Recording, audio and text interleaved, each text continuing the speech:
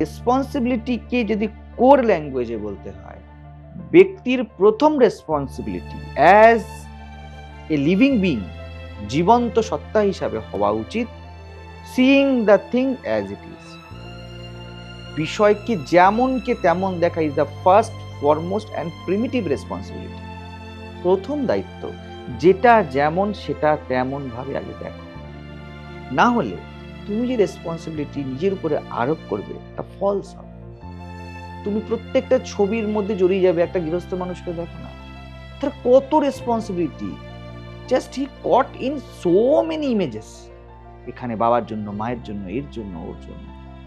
এই সমাজ লিবারেশনের উপর দাঁড়িয়ে নেই, এক ভ্রমের উপর দাঁড়িয়ে আছে।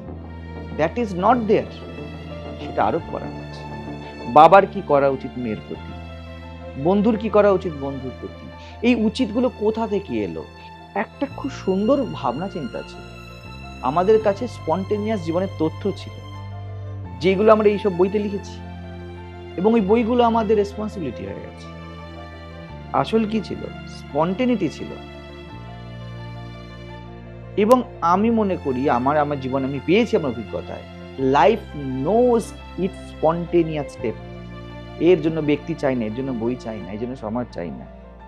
পিঁপড়ে তোমাকে কামড়ে দেওয়ার জন্য কোনো বই পড়তে হয় না, না। হাতির কলা গাছের দিকে এগানোর জন্য কোনো বই পড়তে হয় না, বাঘের হরিণের দিকে এগোতে কোনো বই পড়তে হয় না, হাওয়ার বয়ে যেতে কোনো বই পড়তে হয় না। কিন্তু একমাত্র মানুষ যাকে এই বই পড়ে রেসপন্সিবিলিটি তৈরি করা হয়, যার জন্য কনস্টিটিউশন আছে, যাকে নিয়ম দিতে হয়, যাকে পুলিশ স্টেশন দিতে হয়, দে অল আর বার্ডেন্স আপন হিউম্যানিটি। যখনই এমন কেউ কথা বলে তাকে কিন্তু বিদ্রোহী বলা, সে রিবেল করতে চাইছে। মানুষ ছাড়া পৃথিবীতে প্রত্যেকটা সত্তা, প্রত্যেকটা বিষয় কোনো রেসপন্সিবিলিটির কোনো গাইডলাইন ছাড়া পুরো জীবন বাঁচে।